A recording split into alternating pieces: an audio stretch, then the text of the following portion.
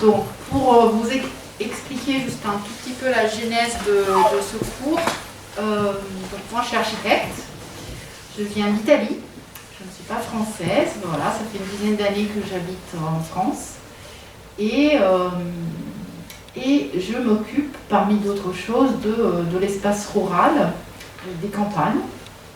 Alors ça peut paraître un peu étrange, que font des architectes dans des campagnes?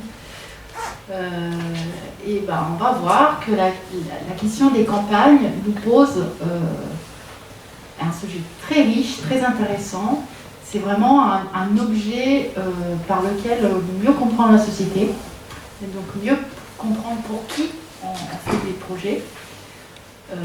Et ce sont des territoires qui sont investis par des dynamiques très intéressantes et qui ne concernent pas uniquement les campagnes, mais qui intéressent beaucoup les villes aussi. Donc on va voir un peu comment tout ça s'emboîte. Donc on va commencer par le titre. On commence toujours comme ça. Le titre que j'ai choisi pour ce soir, c'est Nouvelle ruralité et transition, l'espace rural en projet. Alors, nouvelle ruralité, on va voir, c'est un terme un peu qui est devenu un peu à la mode ces derniers temps. On parle beaucoup de nouvelles ruralités, donc on va voir en quoi elles sont nouvelles déjà. Les transitions, c'est évidemment tout ça dans le grand cadre de la transition socio-écologique, qui nous concerne tous à plein de niveaux différents. Donc on va voir un peu qu'est-ce que ça veut dire pour les campagnes de s'engager dans des trajectoires de transition. Et en retour, en quoi les campagnes peuvent peut-être dessiner une trajectoire de transition qui soit un peu différente de celle des villes, mais qui peut intéresser beaucoup les villes. On va voir pourquoi. Et donc l'espace rural en projet. Pourquoi en projet? Parce que moi je suis architecte. Donc le projet, la conception, la transformation de l'espace, c'est un peu mon logiciel de base. Voilà, c'est ce par quoi je m'intéresse à un sujet en particulier. Alors déjà, pour vous situer un peu, moi je suis quelque part dans cette photo. C'est une photo, vous voyez, elle n'est pas de masque. Hein. Donc ça remonte, c'était un peu le dernier événement d'un groupe de personnes, un collectif de personnes engagées vis-à-vis des territoires ruraux, réunies autour d'un réseau qui s'appelle Espace Rural et Projet Spatial. Et en gros, c'est des gens qui s'occupent du projet de ces espaces, de la transformation de ce cadre de vie très particulier que sont les campagnes. Et donc, ce réseau ressemble il y a à la fois des enseignants, des paysagistes, des architectes, des ingénieurs, il y a aussi des agents des collectivités, des maires, il y a des agents territoriaux, donc des services de l'État, etc. Donc on est une belle troupe, il faisait chaud, on était en Ardèche. Et en fait c'est un peu dans ce cadre-là qu'à la fois en tant qu'enseignant, en tant que praticien, on discute, on échange autour des thèmes qui concernent le devenir des campagnes françaises, mais pas que. Donc on a aussi une dimension internationale. Et en fait, voilà, de fil en aiguille, on échange, on discute, on écrit, on publie. Et donc on a monté une collection qui est éditée aux presses universitaires de Saint-Étienne, sur à la fois des thèmes un peu spécifiques, comme les trois roulements bas, ça parlait de biodiversité, d'ingénierie territoriale ou de métropolisation. C'est un mot un peu compliqué pour expliquer un peu comment les territoires urbains et périurbains se transforment aujourd'hui. Et puis là, on a engagé tout ce qui est sur la droite, on a engagé un cycle qui porte sur les transitions. Voilà. Et donc, le premier volet de ce cycle-là, c'était la question de la transition énergétique. Que fait l'énergie à ces territoires? Que fait la question énergétique à ces territoires? Et que peuvent faire ces territoires pour la transition énergétique? Le deuxième volume concernait plutôt les questions économiques, donc en quoi ces territoires peuvent peut-être révéler des circuits, des modèles économiques un peu différents de ceux qui sont prônés par les grandes métropoles transnationales, connectées, etc. Et puis on a un volume en préparation sur les questions plutôt du pouvoir d'agir, c'est-à-dire de comment on fait pour se mettre ensemble, pour changer les choses. Alors, donc on va un peu traverser des questions très différentes entre elles. Nous, les architectes, on est un peu des bricoleurs. On bricole, on pioche en plein de domaines différents.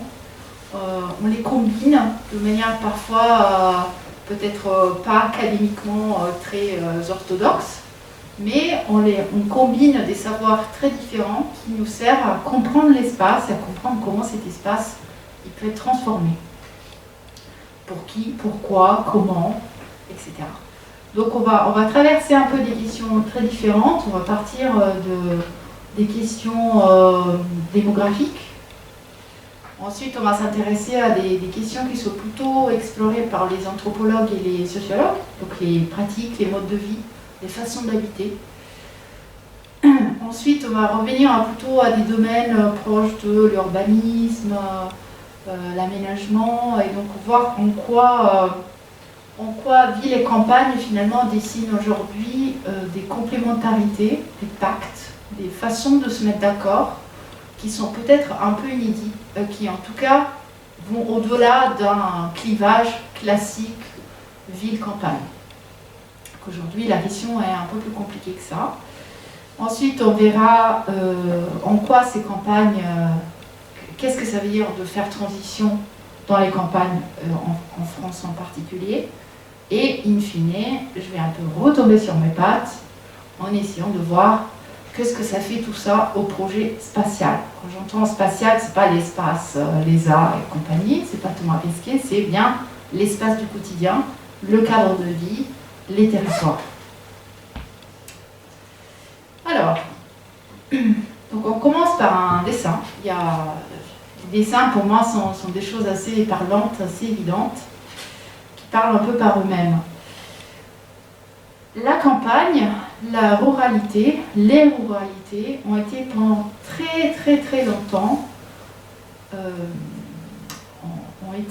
se sont configurées sur des temps très très longs, avec des changements très longs, sur un modèle qui est un peu résumé par cette image. C'est l'image d'un folkloriste suisse qui s'appelle Weiss, qui donc en un seul dessin finalement explique des siècles et des siècles d'occupation du territoire par l'homme. Donc dans ce dessin, il y a un bourg au centre, vous voyez, qui est traversé par une route qui abrite un certain nombre de personnes, de familles, dans des habitations, dans des fermes, et qui ensuite occupe en réalité une portion plus vaste du territoire au-delà des maisons, au-delà des fermes, qui évidemment sont le territoire de subsistance, c'est-à-dire ce qui lui est nécessaire pour se chauffer, pour s'alimenter, pour nourrir ses bêtes, pour trouver de l'eau, etc. Donc ce sont vraiment les besoins essentiels qui donc s'expriment dans l'espace par une occupation très raisonnée, très parcimonieuse des sols, par un système de jachère, donc des rotations des cultures qui font que on exploite les terres pas plus qu'il faut pour éviter qu'elles s'appauvrissent. Donc on est sur une sorte d'équilibre comme ça entre les forêts, entre les champs cultivés, etc. Donc c'est un système très stable, presque autosuffisant, dans lesquels le gros des apports, notamment énergétiques, que ce soit par le bois de chauffe, que ce soit par les calories que nous mangeons, c'est toujours une forme d'énergie, tout ça était très stable, et ça bougeait assez peu dans le temps. Et après, c'est pas trop comment, si on le sait un peu, on commence à le savoir, il s'est passé des bouleversements énormes depuis la fin du XIXe siècle, pendant tout le XXe siècle et donc à l'aube maintenant du XXIe siècle. Donc nous en sommes arrivés là, et pour moi, qui est toujours sensible aux images, c'était une image qui m'avait un peu choquée. C'est une image qui avait fait tout un débat. Moi, je me souviens, je venais d'arriver en France. Je ne connaissais pas Télérama, les bobos, tout ça. Je ne savais pas trop ce que ça voulait dire. Mais j'avais trouvé que cette image et ce slogan étaient cachés une sorte de question. Pourquoi on en était là? Qu'est-ce qui s'était passé? Pourquoi une partie de la France estimait que les territoires dans la photo étaient moches? Pourquoi d'autres pensaient que c'était pas vrai? Ou en tout cas, pourquoi d'autres pensaient que finalement ces territoires, c'était leur territoire du quotidien et qu'ils avaient appris à vivre là-dedans et qu'ils les chérissaient d'une certaine façon. Et dans cette photo, dans cette image, il y a toujours, il y a quand même un certain nombre d'éléments qui nous aident un peu à comprendre les transformations qui ont lieu finalement dans ces 150 ans. Les poteaux, l'énergie, réseau, mais aussi les ronds-points qui sont revenus un peu sur le devant de la scène récemment, donc des grandes infrastructures qui sillonnent ces territoires et qui finalement permettent à la fois l'énergie, grande quantité d'énergie, d'irriguer les territoires et notamment les villes, mais aussi permettent des grands déplacements, permettent des mobilités, donc des déplacements sur des kilomètres et des kilomètres grâce à un truc incroyable qui s'appelle le pétrole. Tout le monde condamne aujourd'hui, mais qui est une énergie, qui est une forme d'énergie incroyable, dont on n'a toujours pas trouvé la substitution.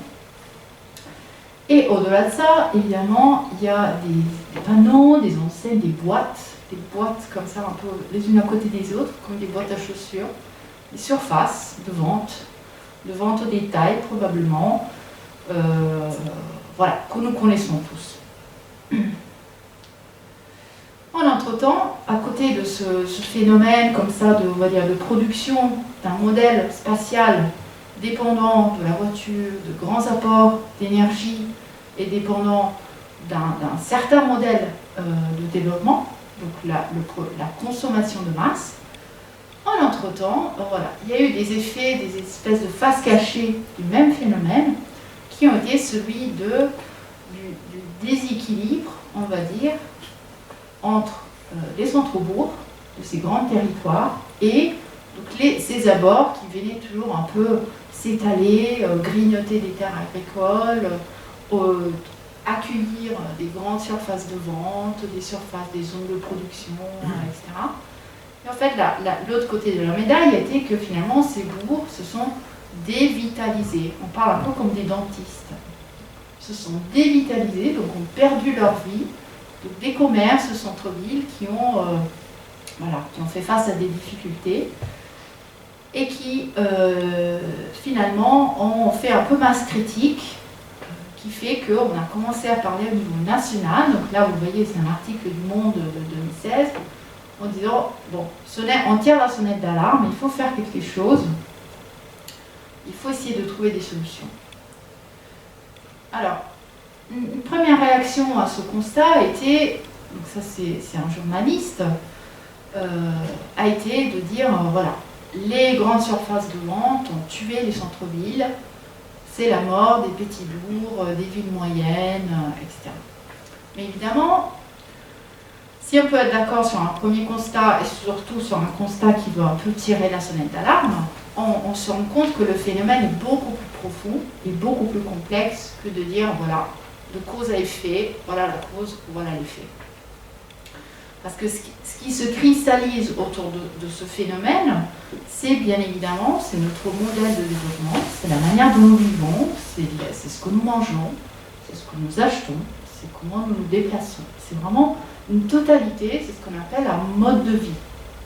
Le mode de vie occidental, le mode de vie européen, le mode de vie français a investi donc un territoire qui avait été construit pendant très longtemps sur des équilibres de subsistance très stables, et voilà, a été comme ça envahi par des phénomènes de toute autre ampleur qui ont donc mis en mouvement des quantités d'énergie, des espaces, des distances inédites pour l'histoire humaine, et on en mesure évidemment les conséquences.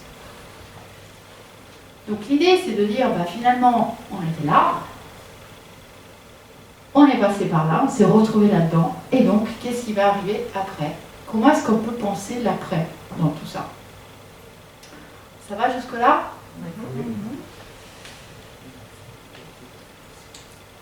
Alors, évidemment, on disait que finalement, on observe un tout petit phénomène, mais on se rend compte que la tâche est beaucoup plus complexe que d'observer des petits effets de cause à effet entre les différents phénomènes qu'on peut voir dans notre vie quotidienne.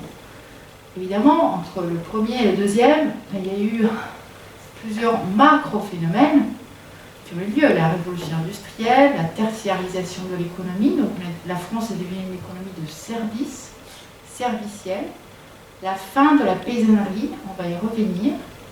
Il y a moins de 3% des actifs en France aujourd'hui qui sont dans le secteur primaire, dans le secteur productif.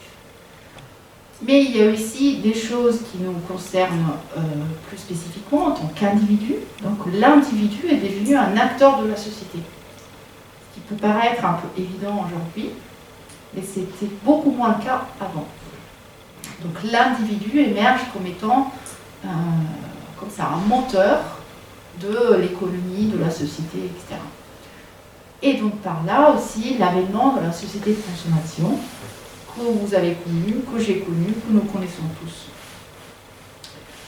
Donc dans cette nouvelle étape, finalement, qui s'ouvre à nous, qui est un peu l'époque contemporaine, qu'on a un peu parfois du mal à déchiffrer, on est passé dans l'âge du numérique, du tout numérique, avec toutes les conséquences énergétiques et environnementales qui vont avec, dont on conçoit à peine aujourd'hui ce que ça veut dire. Le capitalisme cognitif, donc c'est tout ce qui tourne autour de Facebook, tous les GAFA, le fait que nous produisons des données, que ces données sont utilisées par certains, etc. Le capitalisme cognitif, c'est une autre façon de créer de la valeur à partir de ces données-là. Mais évidemment, la globalisation ou mondialisation et encore la société de consommation qui évolue évidemment en parallèle de tous ces grands macro-phénomènes. Alors, donc on va essayer un peu de décrypter ce qui s'est passé dans les campagnes françaises dans ce grand phénomène qui est finalement un phénomène qui évidemment dépasse la question des campagnes, qui est un phénomène de société, qui est un phénomène de technologie, qui est un phénomène qui concerne la vie économique, etc. On va l'aborder à partir de 3 volets particuliers. Dans ces 3 volets, donc je vais réintroduire progressivement la question des campagnes et de la ruralité. Alors, démographie. Donc, démographie, c'est une discipline relativement récente, qui s'intéresse donc au changement quantitatif, notamment de la population. Alors, qu'est-ce que ça nous dit de ces grandes transformations qui ont concerné la campagne française d'un point de vue démographique? Alors, on parle de civilisation paysanne depuis le néolithique. Donc des siècles et des siècles de structures stables dans le temps, dans l'espace. L'homme a toujours habité de manière assez dispersée sur un territoire donc, qui pour lui était très grand, en se basant sur un système par noyau, sur le système familial ou sur le système de clans, etc. Donc avec la révolution industrielle, du point de vue spatial, il y a eu une concentration humaine, notamment dans les grandes villes industrielles, qui était une concentration que l'humanité n'avait jamais expérimentée auparavant. On n'avait jamais vécu aussi concentré, aussi nombreux, dans un espace aussi restreint. La révolution industrielle. Et donc, la conséquence de cela, évidemment, a été l'exode rural. C'est-à-dire que tous ces gens qui travaillaient la terre, à un moment, ils ont quitté les terres pour aller travailler en ville, dans les usines. L'exode rural. Bon, exode, c'est un mot assez fort quand même. On va y revenir. Depuis 1968, donc recensement général de la population, on voit que les choses commencent à changer un tout petit peu, que cet exode, finalement, il arrive un peu à son terme et qu'on entre dans une nouvelle phase d'un point de vue démographique. Donc à la suite de ça, il y a un géographe que j'aime beaucoup qui s'appelle Valéry Jusseau, m'a parlé d'une grande expiration. C'est comme si la révolution industrielle était l'inspiration vers les grandes villes, et donc on rentre dans une phase d'expiration de nouveau, donc de redistribution des populations sur des territoires plus élargis que les grandes villes industrielles. Et donc dans le futur, ou voire dans le présent, avec la révolution numérique, avec la pandémie, vous avez vu ce qui s'est passé pendant cette pandémie, aurons-nous toujours besoin d'être aussi concentrés dans l'espace, les uns sur les autres. Donc d'un point de vue démographique, je vais m'aider par un petit tableau, j'aime pas trop les tableaux, mais parfois ça permet de montrer de manière plutôt synthétique. Alors l'exode rural, c'est la ligne verte, alors c'est en anglais, hein. Donc il y a une ligne verte, il y a une ligne bleue, il y a une ligne rouge. Okay. Alors la ligne verte, c'est donc l'évolution de la population française dans les territoires ruraux. Alors les territoires ruraux, vis-à-vis de l'INSEE, c'est surtout combien de personnes habitent par kilomètre carré. Bon, on ne rentre pas dans ce détail, mais en tout cas on voit que le vert est descendu pendant des dizaines et des dizaines d'années, à partir de 1851 à peu près, jusqu'à 1968. Descente inexorable, l'exode rural, les campagnes se vident, les gens partent. Et puis en 1968, on a eu la dérivée change. Donc on a eu un changement de tendance, on commence tout doucement à remonter. Qu'est-ce que ça veut dire? Ça veut dire que depuis 1968, des gens habitent à nouveau dans les campagnes.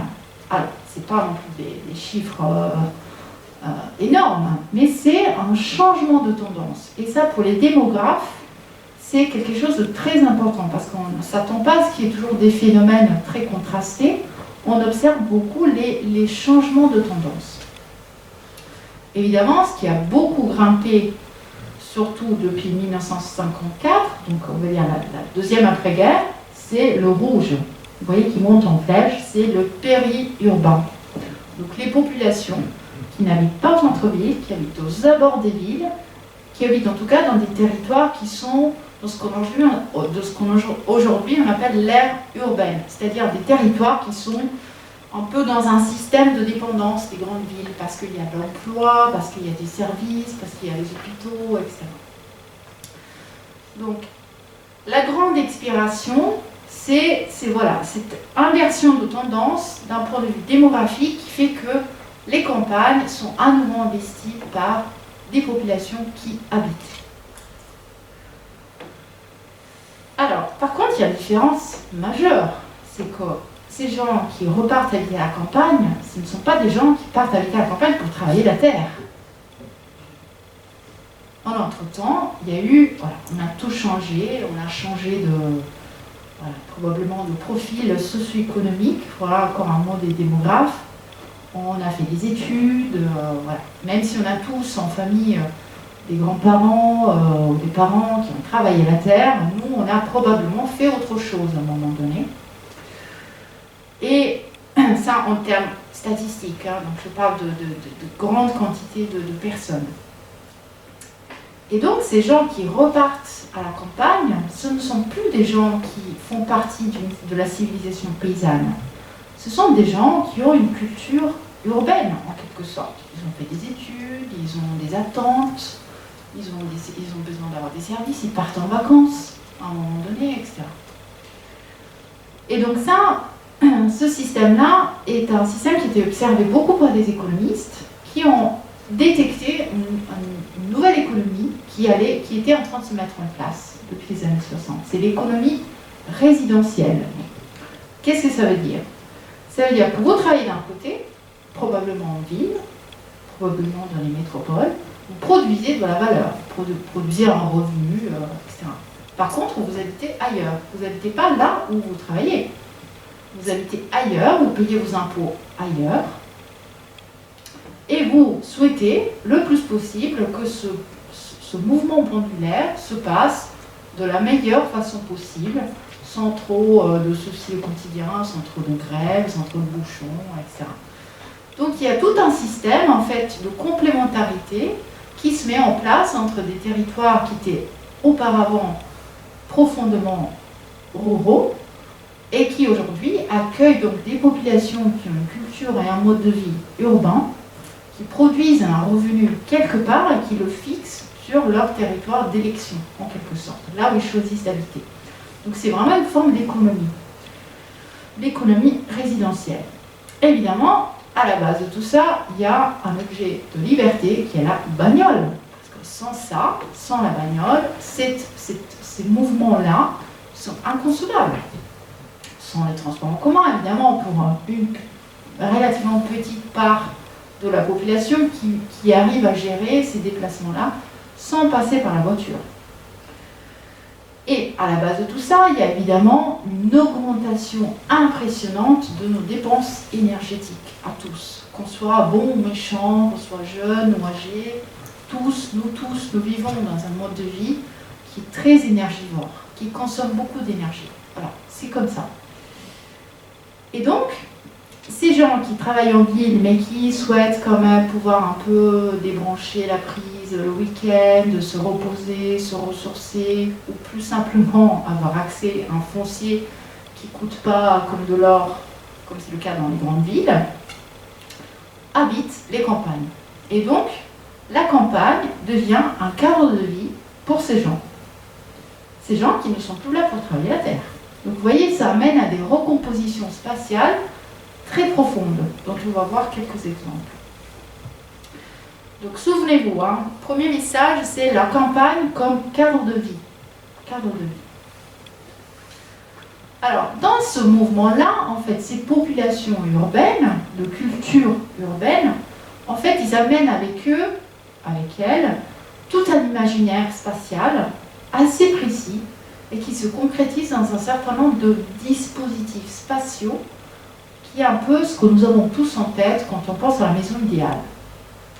Par exemple, le jardin, la recherche de lumière, de soleil, une piscine, pourquoi pas. En tout cas, une pièce extérieure privative. C'est ce dont tout le monde rêve.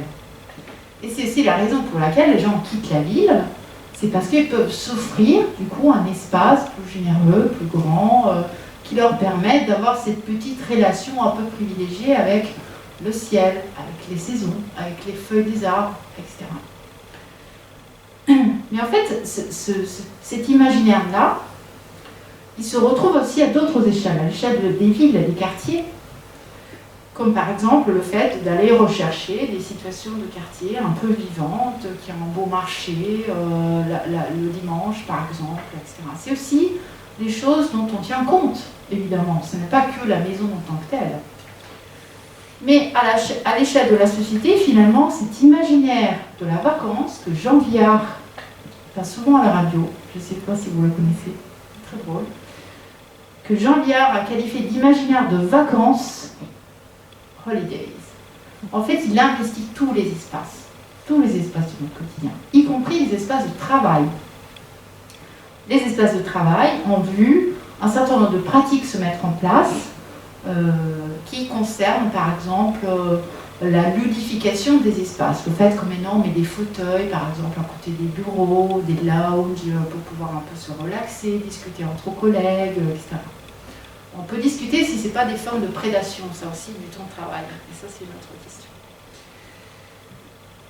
Et en fait, cet imaginaire de la vacance, c'est quelque chose qui est très ancré dans les sociétés urbaines. Les villes étant des environnements qui, aujourd'hui, on commence vraiment à se rendre compte, produisent du mal-être, l'imaginaire de vacances, c'est une échappatoire que nous mettons tous en place pour pouvoir finalement retrouver du bien-être. typiquement dans nos sociétés urbaines, il y a un truc un peu génial qui a été mis en place qui s'appelle les congés payés. Vous voyez, la paysannerie n'avait jamais connu ça. On ne pouvait pas quitter la terre. On ne quittait pas la terre. On n'avait pas le droit de quitter la terre. Alors que les sociétés urbaines mettent en place ce système d'espace-temps de décompression, des vacances, pour pouvoir ensuite vivre à des rythmes très soutenus. Donc, dans ce cadre-là, en fait, tout ça est le résultat, la résultante d'un certain nombre de phénomènes anthropologiques très importants, dont nous sommes tous un peu les résultantes. Par exemple, si la civilisation paysanne était fondée sur des relations entre les membres d'une même communauté, la paroisse, la famille, des communautés non choisies, attention, des communautés imposées. La métropole, les grandes métropoles, Paris, Londres, Berlin, ont été vues au début du XXe siècle comme étant les lieux de l'émancipation et de l'individualisation. C'est-à-dire, je suis personne dans la foule, personne ne me connaît. Ouf, enfin. Des exemples de cette individualisation, le salaire individuel. Si vous travaillez à la ferme, vous n'avez pas de salaire individuel. La voiture individuelle, la maison individuelle, dans laquelle le couple est enfin seul. Il n'y a pas ses parents sur le dos. Donc un lieu d'émancipation. Les villes ont été au XXe siècle des lieux d'émancipation de ce système communautaire très fermé qui était celui qui était issu de la paysannerie. Évidemment, cette question de la communauté, c'est une question très compliquée, c'est un mot qui est très connoté aussi politiquement aujourd'hui, mais qui en tout cas, fait l'objet, on va dire, de plusieurs retours de balancier, entre un individualisme et une solitude aussi très prononcée, et un communautarisme très fermé. Évidemment, on est tous en train un peu d'essayer de trouver le juste milieu là-dedans. Et il y a un certain nombre de phénomènes très contemporains, comme les réseaux sociaux, l'économie de partage, par exemple Blablacar, voilà, tous ces systèmes-là, l'économie de partage, l'économie circulaire, qui sont peut-être un peu des marqueurs, des signaux du fait que finalement les gens ils n'aiment pas tant que ça être totalement seuls, des individus totalement inconnus les uns des autres. Et donc on recherche à nouveau des communautés, mais cette fois-ci d'élections qu'on choisit d'intégrer pour pouvoir tisser des liens sociaux, des liens faibles, ce qu'on appelle des liens faibles. Les liens forts, c'est mon père, ma mère, mes enfants, ma famille, les amis de la vie, etc. Et après, il y a les liens faibles qui sont tout ce réseau plus ou moins développé de gens qu'on connaît, qu'on côtoie, avec qui on échange sur certains sujets, peut-être pas, surtout pas d'autres, etc. Donc, qu'est-ce que ça veut dire? Ça veut dire que cette histoire de communauté, de retrouver une communauté, de retrouver des personnes avec qui on a quelque chose à partager, veut dire que ces gens, ces urbains qui quittent la campagne parce que c'est beau, ils la quittent pas uniquement parce que c'est beau, mais parce que il y a aussi un espace de partage, des relations sociales, des liens faibles, qui sont un tout petit peu différents que dans les villes. Et je vais encore plus brouiller les pistes après. Et en fait, cette idée-là est un peu ce qui a été mis au cœur de cette notion de nouvelle ruralité. C'est-à-dire, voilà, il y a des nouvelles populations de culture urbaine qui investissent les campagnes françaises, et pas que françaises. Ces campagnes n'ont plus uniquement un rôle productif, c'est-à-dire qu'ils produisent de la nourriture, qui élèvent des animaux, produisent, etc. Ce sont donc des espaces qui ont cette mémoire-là, mais qui la mélangent avec des pratiques qui sont assez différentes. Donc finalement, on peut se poser aujourd'hui la question suivante. Qu'est-ce qu'on vient chercher à la campagne aujourd'hui, en sachant qu'on n'y va plus pour travailler la terre, etc. Mais on y va quand même. Ça veut dire qu'on cherche tous quelque chose dans cette espèce d'élan qui nous porte, qui nous fait traverser les campagnes à des moments ou à d'autres. Alors, 3 réponses. Un petit intermède. Petit intermède photographique. Plusieurs choses que j'ai faites un peu par-ci par-là, dans le faune. Qu'est-ce qu'on vient chercher quand on part à la campagne? Peut-être déjà un espace qui est peut-être un peu différent de celui de la ville. Un espace peut-être où il y a une certaine mémoire qui s'incarne. Un espace qui n'est pas peut-être standardisé, qui n'est pas partout pareil, avec des trottoirs qui sont hauts, 25 cm, etc. Mais aussi peut-être un espace où il y a un patrimoine végétal, naturel, en tout cas, vivant, encore très présent. Et qui n'est peut-être pas sous cloche, comme on a un peu l'impression parfois quand on se balade dans des parcs urbains. Qui a encore un côté un peu sauvage, peut-être, un peu comme ça, inattendu. Mais aussi donc un espace dans lequel on peut, nous, construire une relation avec ce vivant.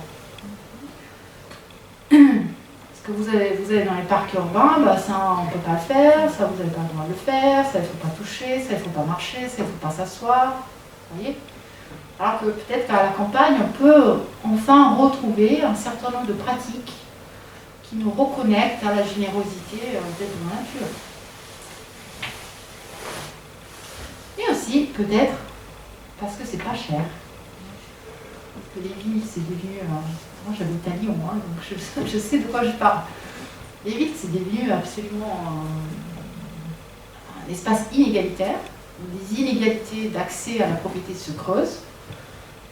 Si vous avez envie d'accéder à la propriété, c'est peut-être pas en ville que vous allez commencer votre projet immobilier.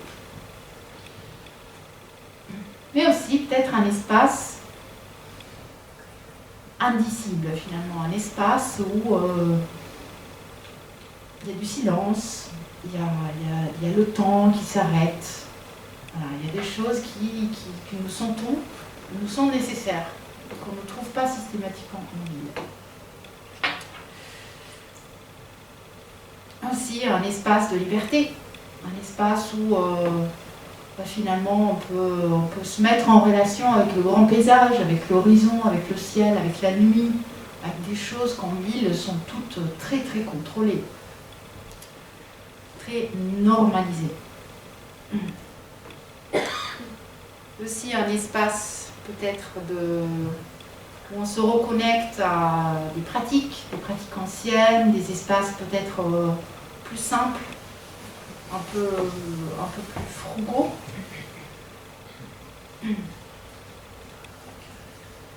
Mais aussi un espace peut-être où on essaie de transmettre quelque chose à nos enfants. Un espace où on a petits-enfants. Un espace où on peut leur apprendre quelque chose qu'on ne peut pas leur apprendre en ville. Un espace où on voit le temps qui passe. Les saisons qui changent. Le paysage qui change avec les saisons. Et qui donc nous reconnecte finalement un temps beaucoup plus long.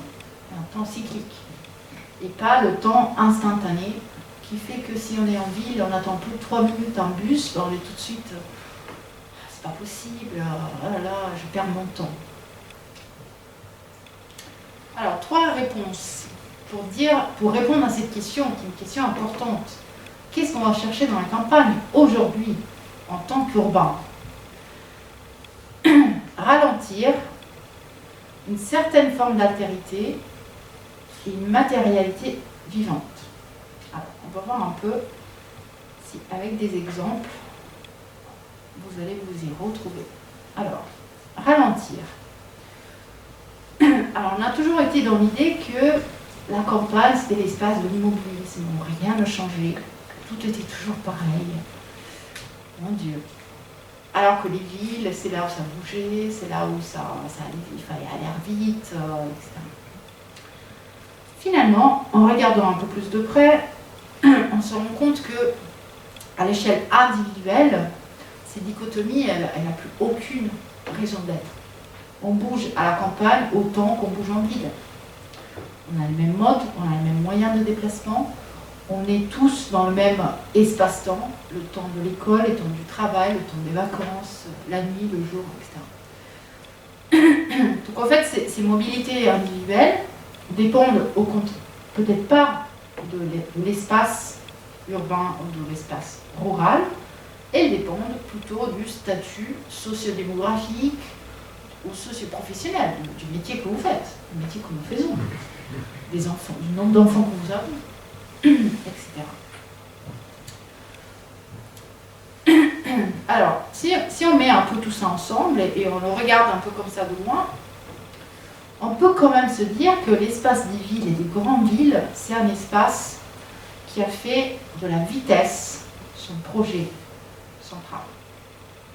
Les villes, finalement, c'est peut-être comme ça qu'on peut les comprendre. Plus qu'en regardant s'il y a des gratte-ciel, s'il y a des choses comme ça. Les villes, c'est l'espace de la vitesse. C'est là où tout va vite. C'est là où tout va toujours plus vite. C'est là où on est dans un impératif d'efficacité permanent. Nous tous, nous, mais aussi les transports, mais aussi tout ce qui se passe à côté de nous, mais aussi nous-mêmes. Il faut aller vite. Moi, quand je monte à Paris, je vois que tout le monde est pressé, tout le monde va vite, vite, vite. Donc on peut dire que les villes ont fait de la vitesse leur projet. Un projet qui se déploie dans l'espace, dans les pratiques, dans les individualités, etc. Et donc il y a une espèce de densification du temps, en quelque sorte, à la fois à l'échelle individuelle et à l'échelle collective. Pensez à ces gens qui partent le matin travailler avec leur sac de sport, parce qu'après le boulot, ils vont faire du sport dans la salle à côté de là où ils travaillent, ensuite ils vont au cinéma, voir les potes, etc. Ça fait des espèces de chaînes très très longues où le temps est densifié. Il y a toujours plus de choses qu'on arrive à mettre dans ces 20 heures de partie éveillée de la journée. Donc, à contrario, on pourrait se poser la question suivante, est-ce que les campagnes ne pourraient pas embrasser la lenteur comme leur propre projet? La lenteur qui n'est pas du tout un synonyme d'immobilisme. La lenteur comme un moyen pour se reconnecter à un certain nombre de choses qu'on a de plus en plus de mal à trouver mobiles.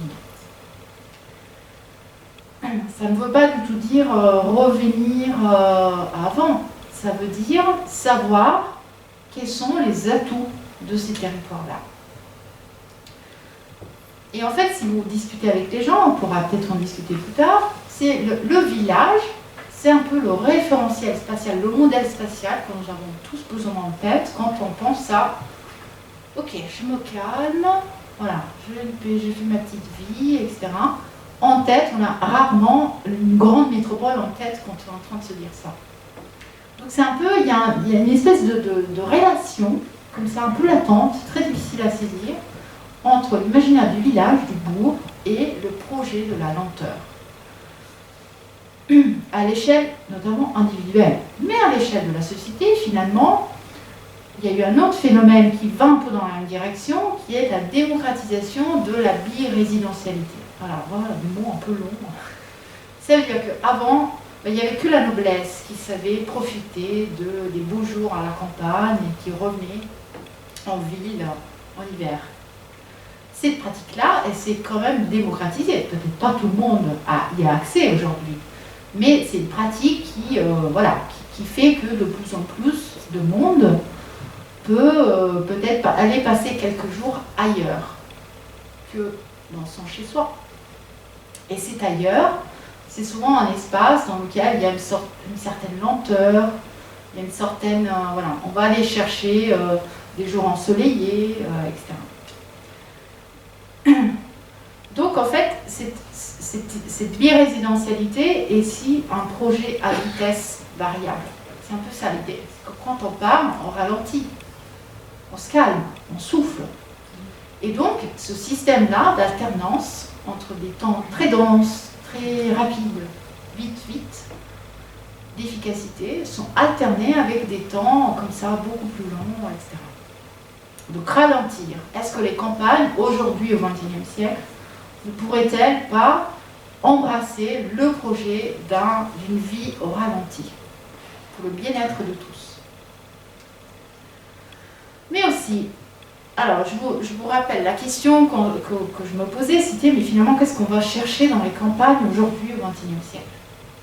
Peut-être, je reviens sur cette question de la communauté, des liens faibles.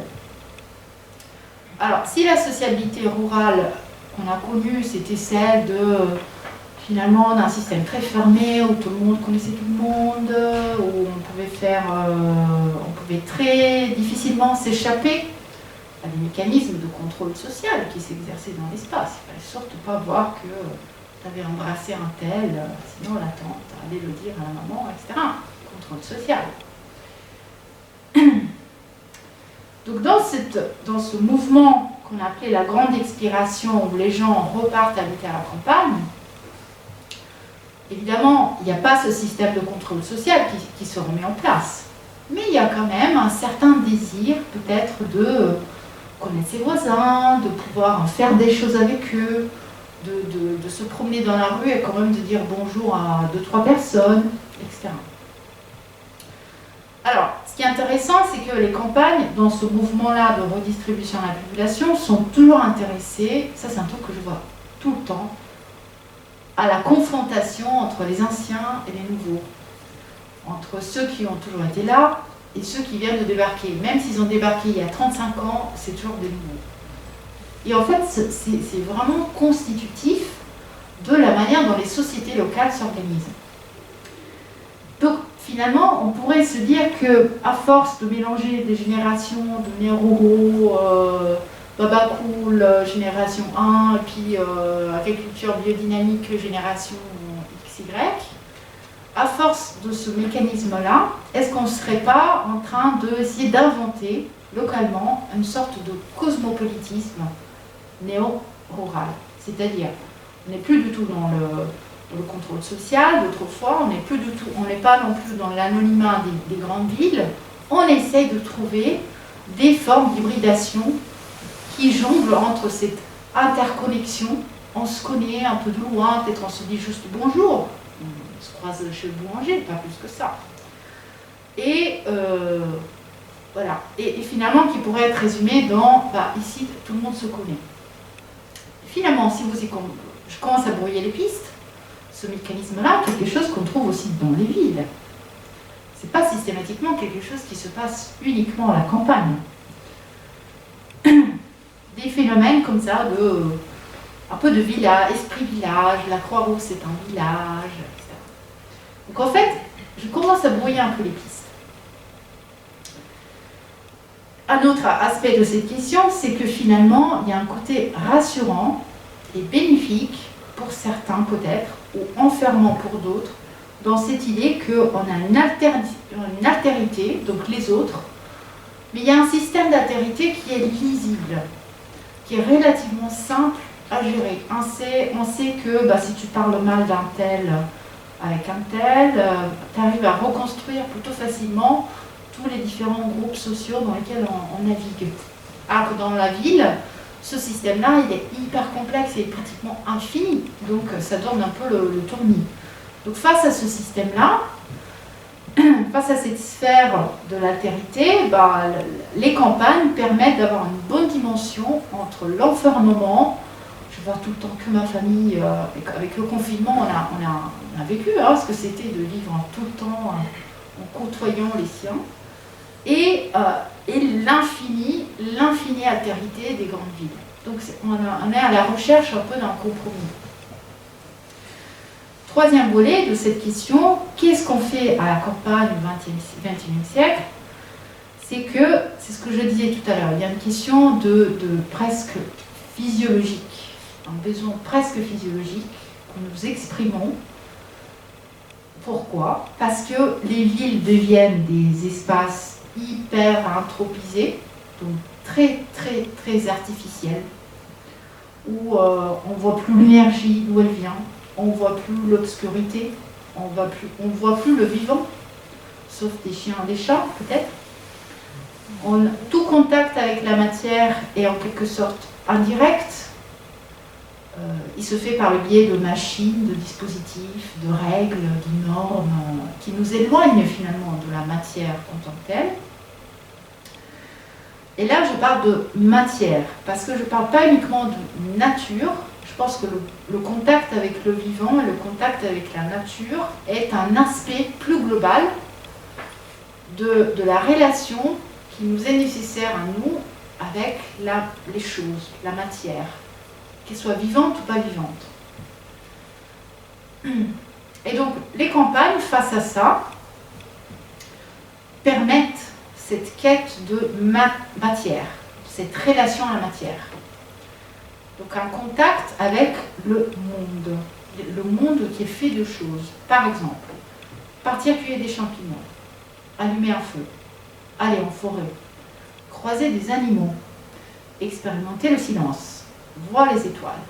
Ce n'est pas du tout une vision idyllique de la nature ou de la campagne. C'est une vision, c'est une expression des besoins qu'on a un peu tendance à mettre un peu de côté.